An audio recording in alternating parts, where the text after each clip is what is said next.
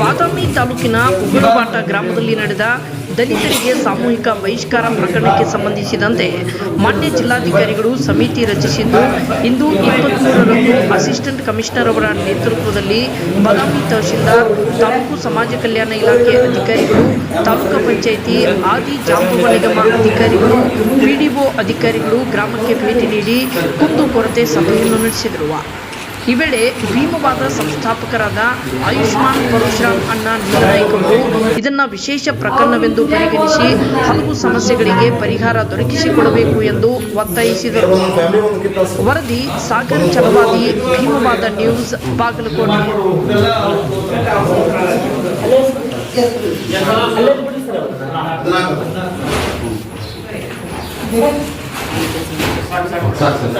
ಉಳಿಕೆದಲ್ಲೇ ಆಗಲಿ ಬಿಡು ಸರ್.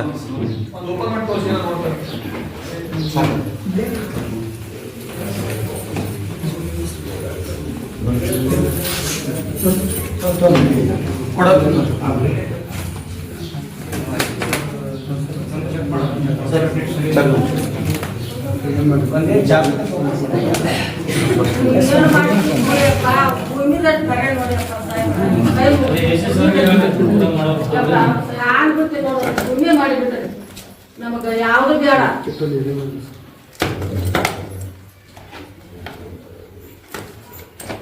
ನಾವು ಸರ್ಕಾರನ ಮುಂದೈತೆ ಅಂತ ಧೈರ್ಯ ಹೊಂದಿರ್ತಾರೆ. ಯಾವ ಜನ ಸರ್ಕಾರ ಐತಂತ ಹೊಂದಿರ್ತಾರೆ. ನಾವು ಸರ್ಕಾರವನ್ನು ನಾವು ಬರಲ್ಲ, ಹೊರ ನೋಡ್ಬಿಡ್ತಾರಲ್ಲ. ಅರ್ಜಿ ಹಾಕಿದ ಮೇಲೆ ಅದು ಶಾಸಕರ ಅಧ್ಯಕ್ಷತೆ ಕಮಿಟಿ ಇರ್ತದೆ. ಆ ಕಮಿಟಿ ಒಳಗಡೆ ಆಯ್ಕೆ ಆಗ್ತೀವಿ. ಆಯ್ಕೆ ಆದಮೇಲೆ ನಮ್ಮ ನಿಗಮದಿಂದ ನೇರವಾಗಿ ಕೊಡ್ತೀವಿ. ಅಪ್ಲಿಕೇಶನ್ ಹಾಕಿದ್ರೆ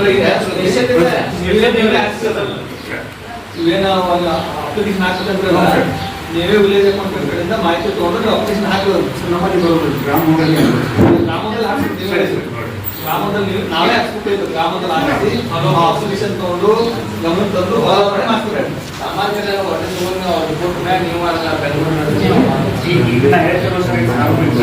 ಈ ಪ್ರಕರಣದಲ್ಲಿ ಬರ್ತಕ್ಕಂಥದ್ದು ನೇರವಾಗಿ ಬೆಂಗಳೂರು